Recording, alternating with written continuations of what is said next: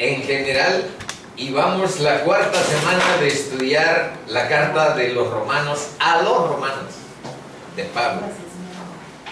¿Qué vimos el jueves anterior? Vimos qué es la paz, que es parte del saludo hebreo que Pablo emplea en todas sus cartas. Siempre saluda gracia y paz, pero estuvimos analizando que este no solo es una fórmula así como un saludo vacío, repetido, sino que tiene un significado. Por supuesto, desde la semana antepasada vimos lo de la gracia y paz. Pero cuando los cristianos hablan de paz, están hablando del logro que Jesús logró en la cruz para todos los humanos. Por eso dice una de nuestras conclusiones de la semana pasada lo siguiente: tenemos paz con Dios a través de Cristo. Este es un hecho histórico, este es un hecho que se ha registrado, que sucedió hace 2000 años, y tan importante ha sido para la humanidad que a partir de esa fecha se habla de después de Cristo, y antes de esa fecha se habla de antes de Cristo, porque la intuición humana dice que ahí sucedió algo fundamental y muchos no lo hemos descubierto. Sabemos que fue importante y que partió las edades, partió los tiempos que los humanos llevamos, partió las épocas, pero no sabemos muy bien ni con tanta claridad por qué. Y esa es parte de la razón de los estudios, que tengamos pleno convencimiento, pleno conocimiento, sabiduría acerca de los misterios de la cruz, de por qué Dios emplea un recurso de esta naturaleza para salvar al mundo, por qué Él ve en ello la justicia, y nosotros pues se nos hace raro, pero ¿cuál? No sé. Bueno, la paz entonces se funda en que Cristo murió por nosotros, por nuestro pecado. Ese es el fundamento de nuestra paz. Y también es el fundamento de nuestra esperanza de salvación, porque sin ese sacrificio nosotros estamos perdidos. Vivimos en inmundicia delante de la santidad de Dios. Bueno, por otra parte también vimos que tenemos paz de Dios. Vean, aquí dice con Dios y aquí dice de Dios. Tenemos paz de Dios a través de la obediencia. La obediencia a la palabra de Dios.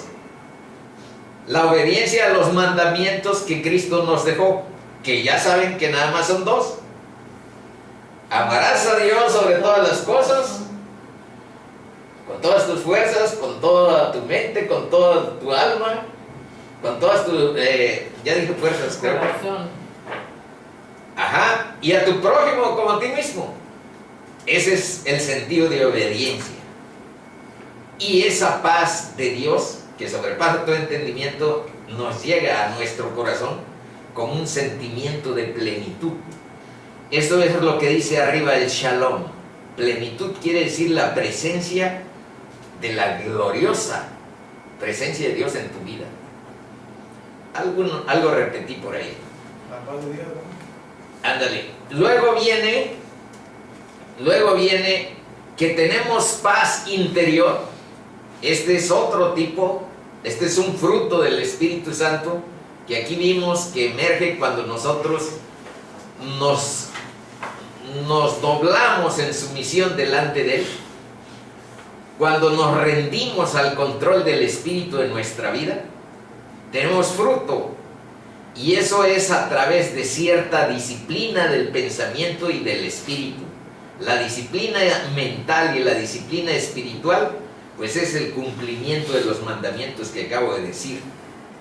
Mantenernos enfocados en Dios y no en las concupiscencias de nuestra carne, no en dar al caos y al desorden en nuestra vida. Y por último, de estos asuntos que vimos la semana anterior, vimos que tenemos paz con los demás, con nuestros hermanos, a través de la humildad. Y a esto le llamamos comunión con otros, koinonía con otros. Y estuvimos viendo la semana anterior que esta parte es la que a mí me había faltado en las relaciones con algunos hermanos, y que había entrado en contiendas, luchas de callejón, pero estamos en el camino de la plena reconciliación y confiamos en Dios. Esto no lo quiero abordar porque nos llevaría bastante tiempo. Ahí a Sara, que no vino a la sesión anterior, se lo explicaremos en Osto. Estamos en la sesión 61 y vamos a ver estos versos del 8 al 15. No hemos avanzado mucho porque esta carta tiene muchos tópicos doctrinales y no podemos evadirlos así como para avanzar. Vámonos rápido, leer es fácil, pero profundizar y procurar la comprensión de el discernimiento espiritual de cada aspecto, pues eso implica que vayamos de otra manera. Bueno, para leer es fácil, como les digo. Vean, estos versos son los que vamos a leer, a estudiar, no más. Dice Pablo, les está hablando a los romanos, una iglesia que él no fundó, una iglesia que él no ha visitado. Y por ahí van a ver que se siente en deuda, porque no fue él el fundador y porque no ha ido a predicarles el evangelio, siendo que Cristo en persona le dio esa comisión de que fuera a los gentiles a predicar la verdad del evangelio. Bueno, pero ahora veamos qué dice Pablo. Primeramente, doy gracias a mi Dios. Vean, esa palabra "a mí" nos indica una relación personal. No es algo así como que quiera sujetarlo, sino que quiere decir que hay una filiación, una relación personal con Dios. Primeramente doy gracias a mi Dios mediante Jesucristo, con respecto a todos vosotros, de que vuestra fe se divulga por todo el mundo.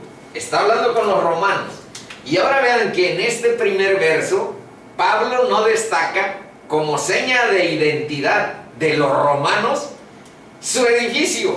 Aquí dijera, con respecto a la gran catedral que construyeron en Roma y que impresiona a tirios y troyanos. No habla de edificios. Tampoco dice: qué bonito coro tienen y qué alabanza asombrosa, que toda la gente habla de su coro y de las guitarras eléctricas y de la alabanza tan chida que tienen. No habla de eso. Tampoco habla de los pastores o de los líderes. Entonces, ¿de qué habla? Lo que está subrayado, de que vuestra fe se divulga por todo el mundo. Habla de una fe activa.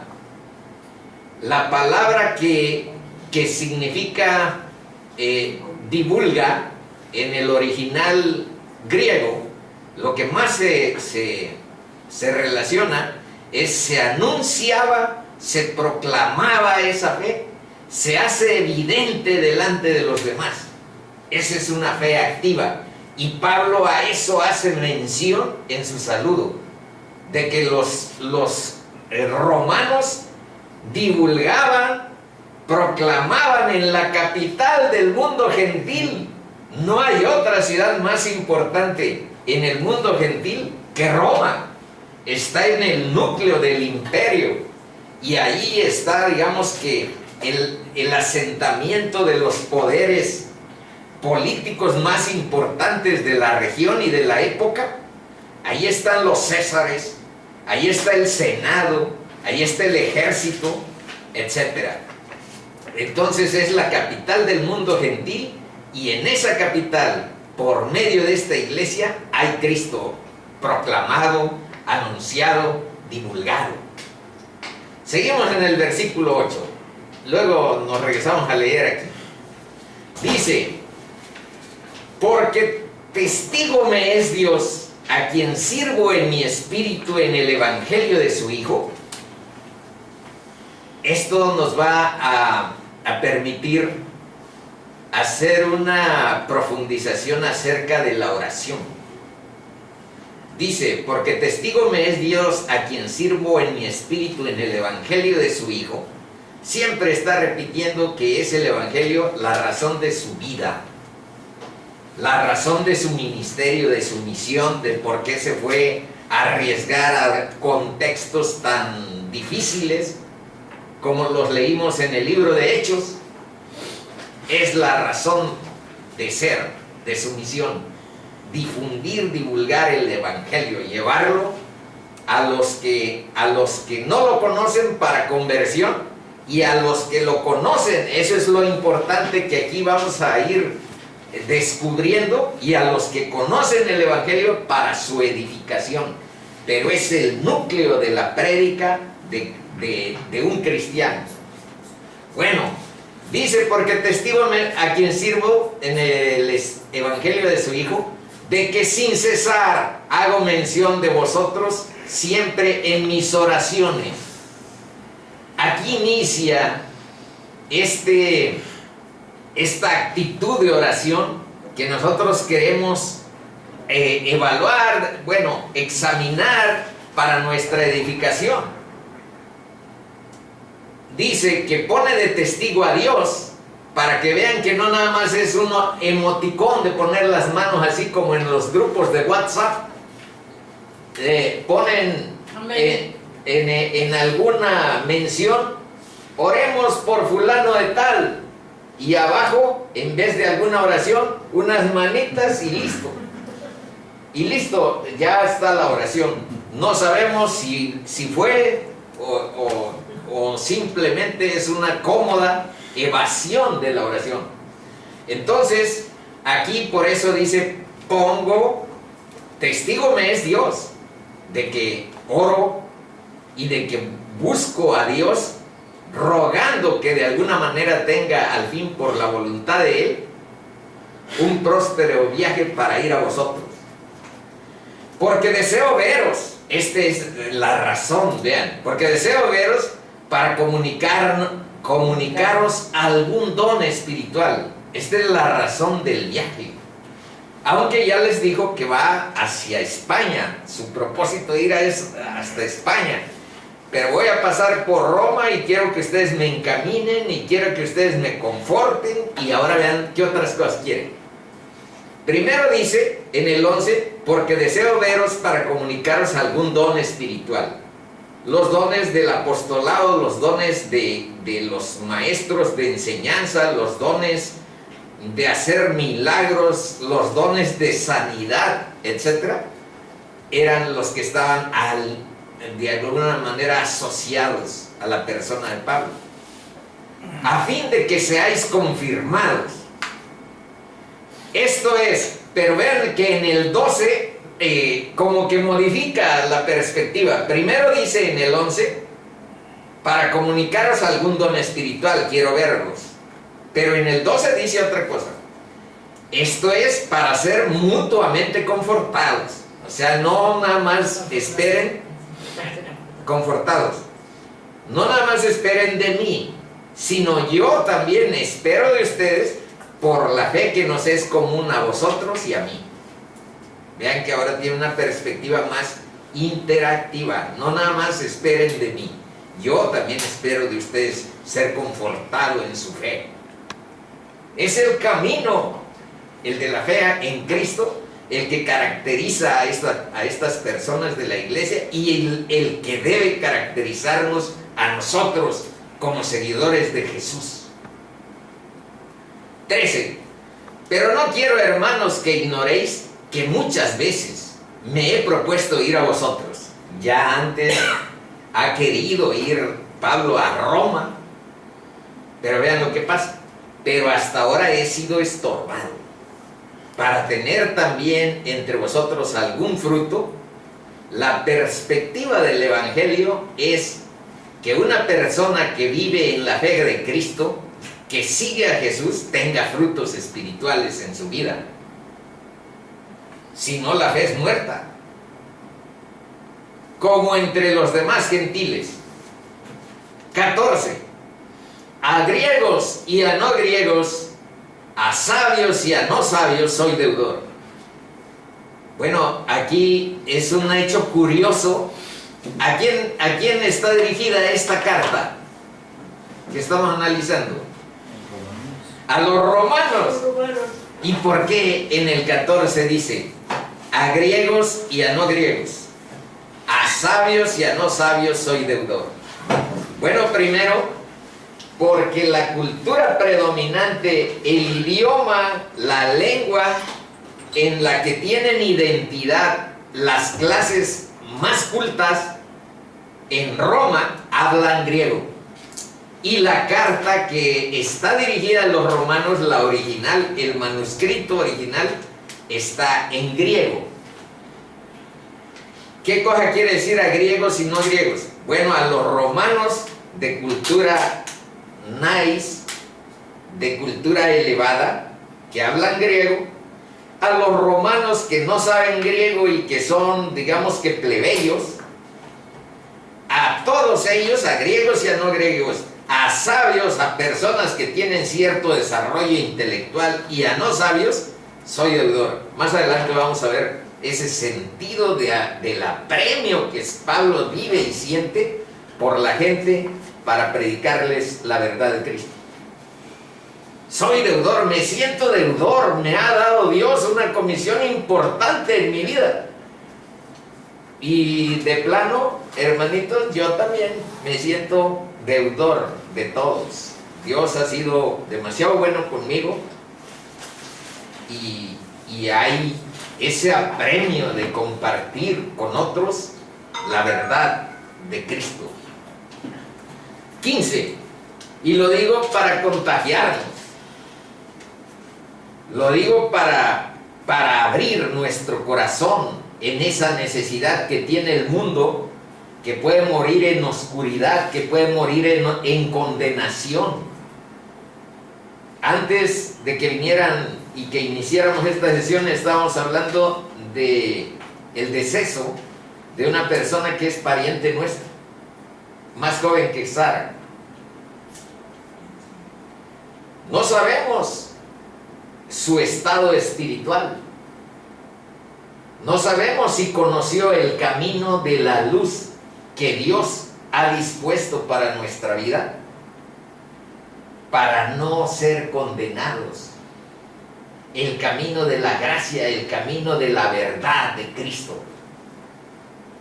Entonces, ese sentimiento de deudor, eso refleja la preocupación. Cuando Pablo habla y dice que fui a ustedes con temor y temblor, pues no es porque tenga miedo de ustedes, miedo y temblor a que las gentes se sigan perdiendo, la gente se siga extraviando, la gente siga viviendo en oscuridad, en perdición. Eso da miedo y temblor. Entonces es sobre la gente, no de la gente. En otra parte dice eso, aquí dice soy deudor, pero es un mismo sentimiento. 15. Así que en cuanto a mí, pronto estoy a anunciaros el Evangelio, también a vosotros que estáis en Roma. Ya ven que ese es el motor principal. Si lo ven en versos anteriores lo ha mencionado. Quiero leer unos versos que hablan de ese mismo espíritu que vamos a ir analizando aquí, que es la actitud de oración de Pablo. Está en Efesios 1 y comprende los versículos 15 y 16. Por ahí me sigue.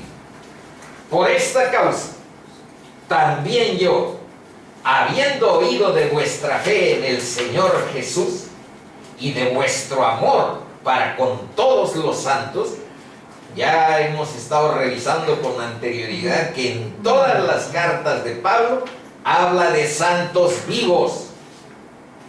Pero continúo. No ceso de dar gracias por vosotros, haciendo memoria de vosotros en mis oraciones. Esa actitud está en todas las cartas. Ahora, vamos a ver una pequeña poesía que me encontré en un libro. Vean qué hermosísimo. Pero antes de leerla, vamos a ver, estas son las tres actitudes, estos son los tres aprendizajes básicos que necesitamos construir en esta escuela bíblica, en esta interacción entre ustedes y yo.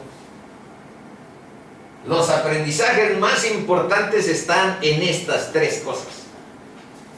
Primero, una actitud de oración, de humildad, de reconocimiento que estamos ante un Dios creador de cielos y tierra, todopoderoso, omnisciente, omnipotente y omnipresente. Esa actitud de oración es el primer aprendizaje básico de una escuela de estudios bíblicos.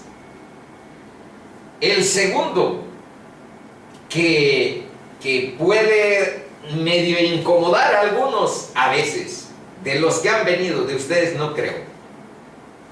Dice el segundo, asumir la escritura es la Biblia, como única guía suficiente y autoritativa. ¿Qué cosa quiere decir autoritativa? Quiere decir que por arriba de lo que diga la Biblia no hay nada. No hay nada. Y suficiente quiere decir que para todos los temas que tienen que ver con la salvación de nuestra alma, la Biblia es todo suficiente. No necesitamos otras cosas. El punto evangélico, el punto de la salvación, con la Biblia está resuelto todo. No necesitamos otra revelación. Ese es el segundo aprendizaje importante. Y el tercero, hablamos un poco la sesión anterior, es buscar la dependencia absoluta del Espíritu Santo en nuestra vida. Aquí está cómo está la composición, el carácter de un cristiano. Es cuando Dios pone en el centro de nuestro carácter, en el centro de nuestro corazón, su espíritu. Eso significa estas siglas. Pero nosotros también tenemos una realidad espiritual propia, que no es la de Dios. Dios la transforma y la convierte en su propia naturaleza. Nos cambia nuestra naturaleza cuando nos da su espíritu. Pero esta situación de buscar la dependencia absoluta quiere decir que dejemos que nuestro corazón Él guíe y vivir en fe, vivir en esperanza, vivir en amor. Bueno, eso lo tratamos la sesión anterior, pero ahorita vamos a ver la poesía. Entonces, el tercer gran aprendizaje es buscar la dependencia absoluta del Espíritu Santo en nuestra vida. ¿Y cuál es la poesía? Aquí inicia el análisis de la actitud de oración que Pablo nos enseña. Vean lo que dice. El efecto de la oración es la unión con Dios. Y si uno está con Dios, está fuera del alcance del enemigo. Segunda viñeta. Mediante la oración conservamos la castidad. ¿Qué cosa quiere decir la castidad? Nuestro recato, nuestra decencia, nuestra reserva. No nada más las mujeres son castas. o tienen que serlo. También los hombres tenemos que cuidar nuestra castidad. Conservamos la castidad mediante la oración, controlamos el genio, pero ahí no se refiere a que seas muy inteligente, se refiere a que seas genioso y bravucón. La ira. La ira, la ira. Entonces dice, controlamos el genio y nos desembarazamos, nos liberamos de la vanidad. Cuando oras, aprendes la humildad y te puedes desembarazar de tu ser vanidoso. Tercera viñeta. Estamos hablando de la oración, ¿eh? Nos hace olvidar las ofensas, vence la envidia, derrota la injusticia y enmienda el pecado. Mediante la oración, esta es dirigida a quienes tienen algunos problemas físicos, como Cristán. Dice, mediante la oración obtenemos bienestar físico, un hogar feliz, una sociedad fuerte y bien ordenada. Y ahora vean lo que dice aquí. La oración es el sello de la virginidad y la garantía de la fidelidad en el matrimonio.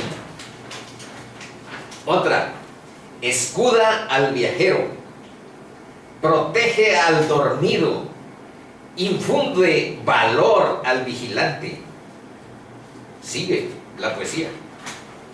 Es refresco al cansado y consuelo al triste. La oración es deleite para el que está contento y solaz para el afligido. La oración es la intimidad con Dios y la contemplación de lo invisible. Vean, eso es muy fuerte. Es la intimidad con Dios y la contemplación de lo invisible. La oración es el disfrute de las cosas presentes y la sustancia de las eternas, de las bienvenideras. Esa poesía que les puse es de un sujeto que se llama Gregorio de Niza, y le encontré en un comentario de este sujeto que se llama William Barclay, que ahí agregó una cosa muy importante. Dice, aunque estemos separados de otros, pues ¿quién no está separado? Nosotros tenemos a nuestros papás a 5 horas de irnos en carro. Noemí tiene a su mamá y a sus parientes a 1 hora en carro. Y ustedes tienen a sus hermanos, a su hermano a 3 horas, a 3 horas en carro. Ahora vean lo que dice William Barclay. Y ella tiene un hijo en el DF. En el DF, bueno, 5 horas. 5 horas. Ella tiene un hijo en el DF. Yo en Roma. Ella en Roma. Ella en 5 horas, pero en Panamá. 5 por en avión. ¿Cuánto? Son 14. Fíjate, ni en avión 5, son 14. Todavía está pesado. Ahora ven la fórmula, ¿eh? Aunque estemos separados de otros y aunque no tengamos otra cosa que darles, podemos rodearles con la fuerza y la protección de nuestras oraciones. Y ahora vamos a repasar algo. ¿Cuál es la estructura de la oración? Y aquí está el modelo de Jesús. Primero, evocar una relación real, existente de fe y confianza con nuestro Creador Todopoderoso. Es evocar una relación real. ¿Cuándo la evocamos? Pues cuando tratamos a Dios como nuestro Padre. Jesús nos enseñó: Padre nuestro que estás en los cielos. Segundo aspecto muy importante es que en ese marco de oración asumamos que nuestra vida tiene pleno sentido en el reconocimiento de su nombre, para darle gracias por la vida, por lo que nos da, y mostrar nuestra disposición de honrar su nombre con todo lo que hacemos. Así podemos santificar el nombre de Dios con nuestra vida, dándole gracias, mostrando nuestra disposición a honrarle con nuestra manera de vivir. Tercero, santificado sea tu nombre tiene ese sentido. Percibir a Dios como alguien, esto es lo más difícil que los inconversos tienen en su vida. Percibir a Dios como alguien que tiene el derecho de dirigir mi vida y recibirlo para que lo haga. Eso nos lo enseñó Jesús cuando nos enseñó a orar: venga tu reino, hágase tu voluntad como en el cielo, así también en la tierra. Dios tiene derecho a dirigir tu vida porque Dios es tu creador y porque Dios te puede redimir de tus pecados cuando tú reconoces la justicia que hubo en la cruz de Cristo.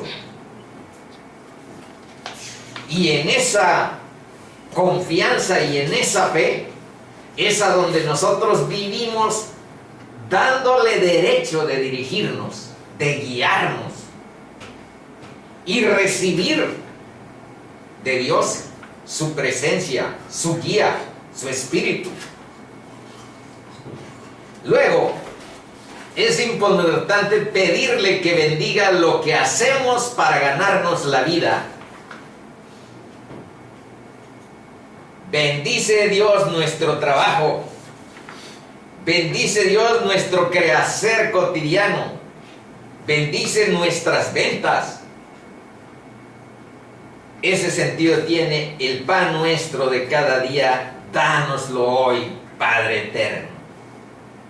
Tenemos una carne, tenemos un cuerpo.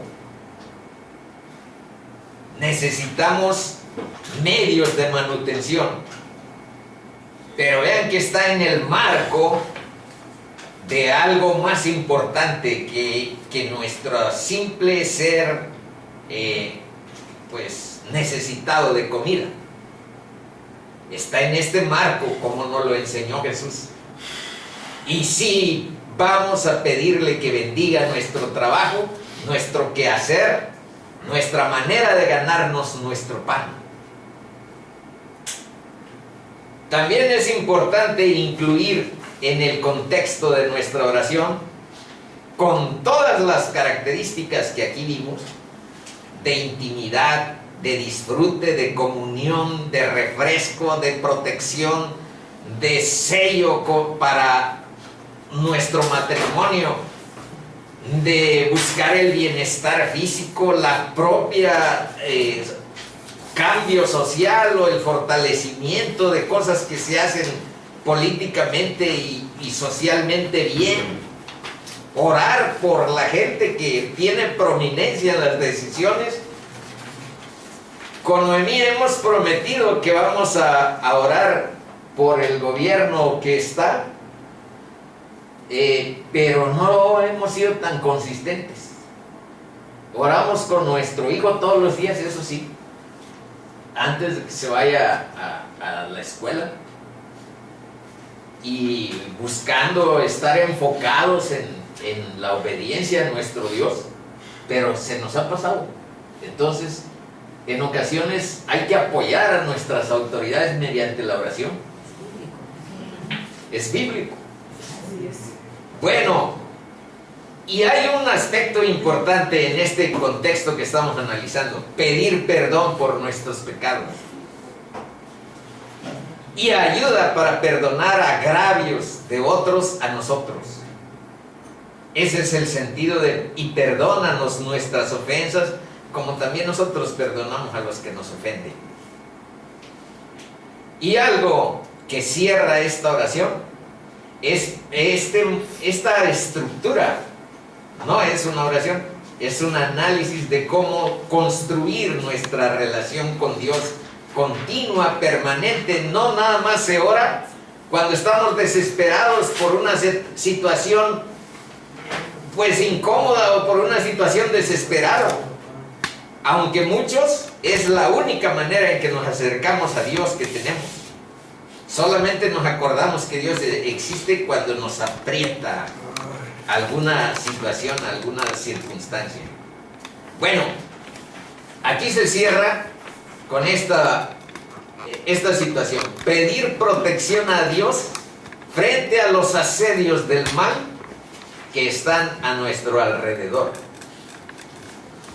No nos metas, Dios, en tentación. No nos dejes en tentación. Caer en tentación. Mas líbranos de todo mal.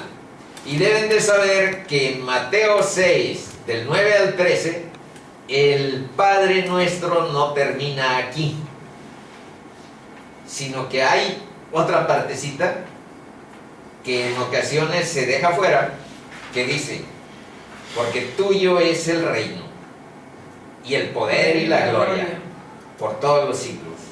Amén. Ahí termina, en este amén. Bueno, ¿qué funda nuestra relación con Dios? Eso es importante. Primero, haber recibido el perdón de Dios por nuestros pecados. ¿Y dónde está eso? Que si no hemos recibido el perdón de Dios por nuestros pecados, nuestra relación con Dios todavía está entre paréntesis. Vean qué dice Isaías 59, del 1 al 4. He aquí que no se ha acortado la mano de Jehová para salvar, ni se ha agravado su oído para oír. Pero vuestras iniquidades, por eso se los subrayé, pero vuestras iniquidades han hecho división entre vosotros y vuestro Dios, y vuestro pecado, y vuestros pecados han hecho ocultar de vosotros su rostro para no oír. Porque vuestras manos están contaminadas de sangre. Le está hablando a Israel, a ustedes no les queda eso. Y vuestros dedos de iniquidad, vuestros labios pronuncian mentira. Eso no sé si les quede o no. Habla maldad vuestra lengua. No hay quien clame por la justicia, ni quien juzgue por la verdad. Confían en vanidad. No sé si eso sí ya les toque de refilón una parte. Confían en vanidad y hablan vanidades. Conciben maldades y dan a luz iniquidad. Bueno, entonces, ¿qué tenemos que hacer? Si queremos establecer esa relación fortuita, promisoria, la más importante relación de nuestra vida. En muchas ocasiones la hemos mencionado. Acudir en actitud de arrepentimiento para con Dios y fe en nuestro Señor Jesucristo. Haber recibido el perdón de Dios es el primer aspecto de tener fundada una relación con Dios. El segundo, tener una relación con Él es estar siguiendo a Cristo en los términos que Él expresó. ¿No podemos seguir a Cristo como nosotros queramos? Pues es que Él estableció estándares, directrices, señalamientos. Y a veces esos estándares y esos señalamientos se tratan de rehuir, ya les dije en una ocasión, porque uno ve como humano lo que dice la palabra. pero lo tenemos que hacer sentir y percibir como un mensaje espiritual de misericordia y de gracia que Dios dispone para sus hijos. Pero sin embargo, lo tengo que leer como está. Dice que la relación es haber recibido perdón y estar siguiendo a Cristo en los términos que Él expresó y que expresó. Vean, y decía a todos: si alguno quiere venir en pos de mí, niéguese a sí mismo y tome su cruz cada día y sígame, porque todo el que quiera salvar su vida la perderá, y todo el que pierda su vida por causa de mí, éste la salvará. Y entonces, ¿qué significa esto? Para que sea asequible, para que no sea aterrorizante. ¿Qué significa negarse a sí mismo y tomar la cruz cada día? ¿Cuál es nuestra naturaleza y lo que nuestro entorno refuerza contra Cristo? Primero, lo que se tiene que negar es nuestro orgullo. ¿Y qué significa nuestro orgullo?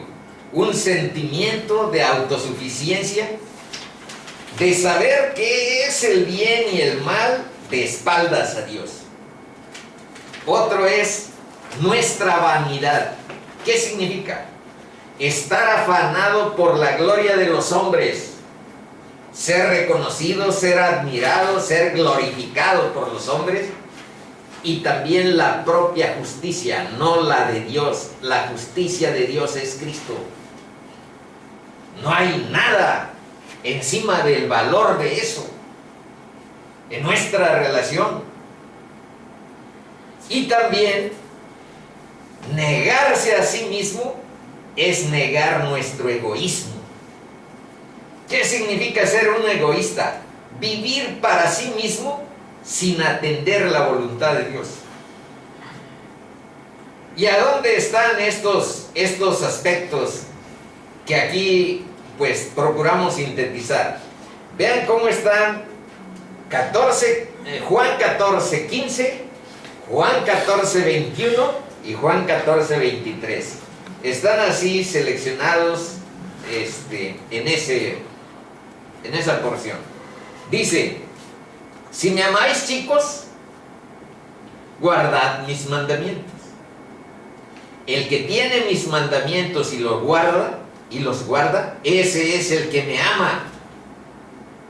No el que diga te amo Señor o Señor, Señor, y se dé muchos golpes en el pecho, o haga actitudes o expresiones mímicas, lo que quiera. Dice: y el que me ama será amado por mi Padre.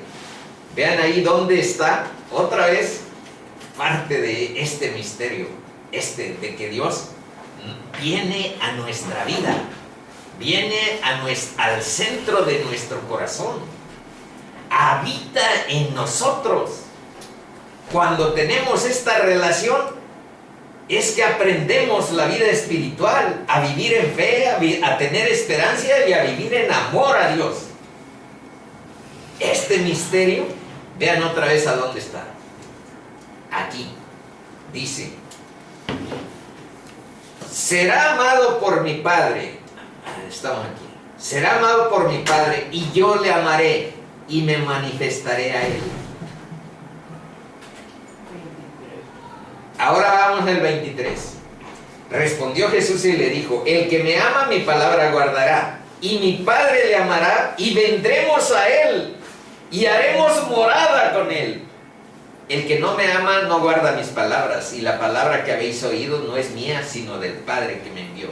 Y ahora vean lo que dice en Apocalipsis, algo muy parecido a lo que acabamos de leer. Dice: he aquí, yo estoy a la puerta y llamo.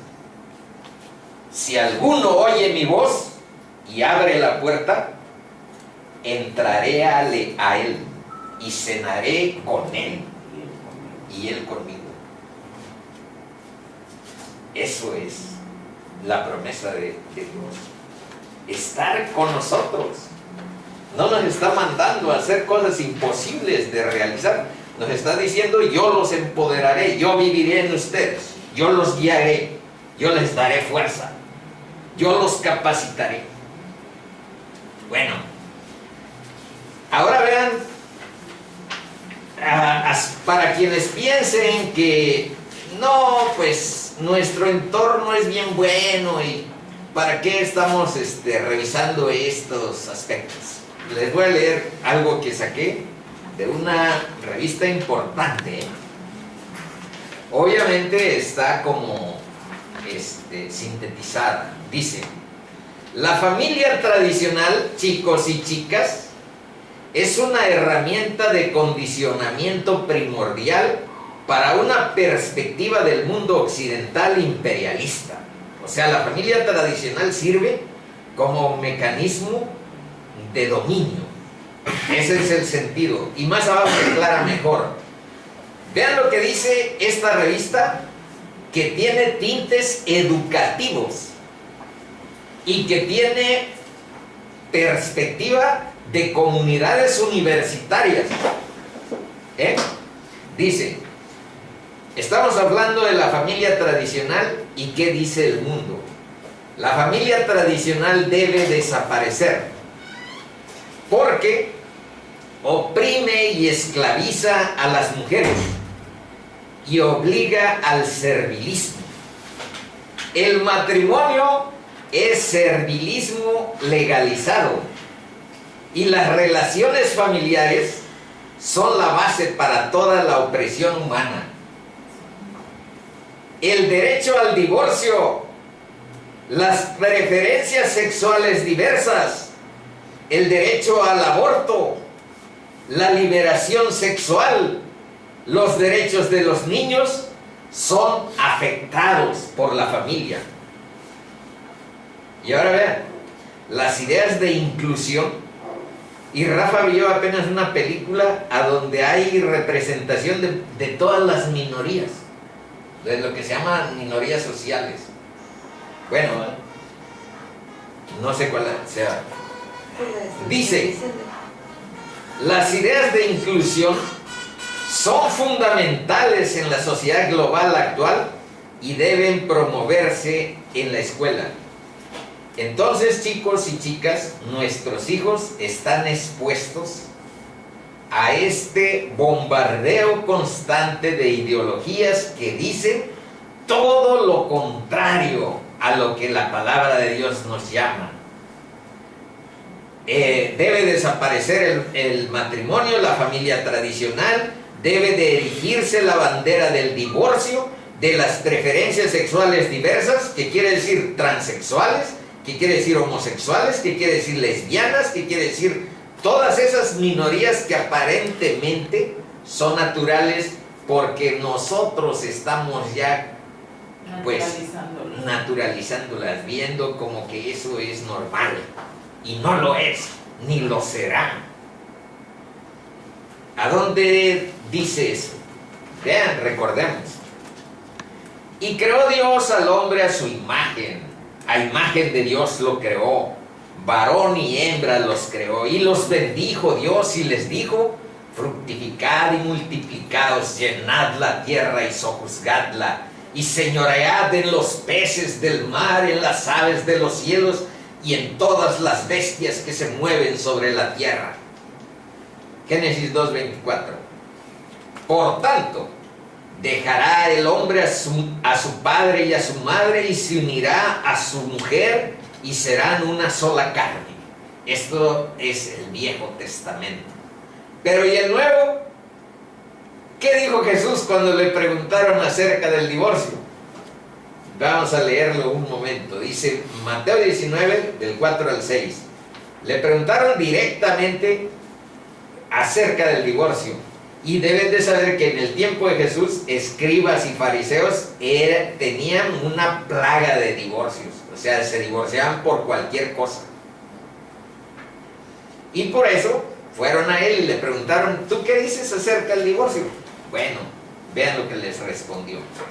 Él respondiendo les dijo: ¿no habéis leído que el que los hizo al principio, varón y hembra, los hizo? Y lo acabamos de leer. Varón y hembra los creó. Aquí dice en Génesis 1:27. Dice, ¿no habéis leído que el que los hizo al principio, varón y hembra, los hizo? Y dijo, por esto, el hombre dejará padre y madre y se unirá a su mujer y los dos serán una sola carne. Eso, ¿no habéis leído esto?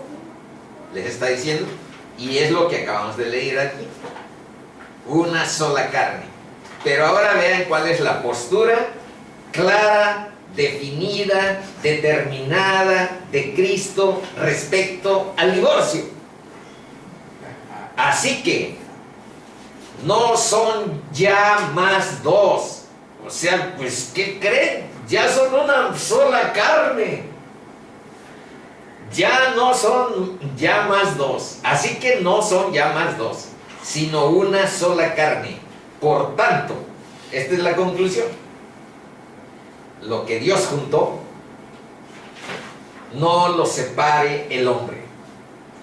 Y los escribas y fariseos, que eran muy dados a divorciarse, le dijeron, bueno, y entonces, ¿por qué Moisés nos dijo que diéramos carta de divorcio?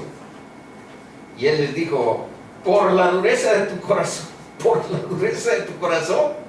En el principio no fue así. Y el principio ahí está. El libro de los principios es Génesis. Bueno, aguanten. Veamos ahora algunos aspectos del tema que estamos tratando, que son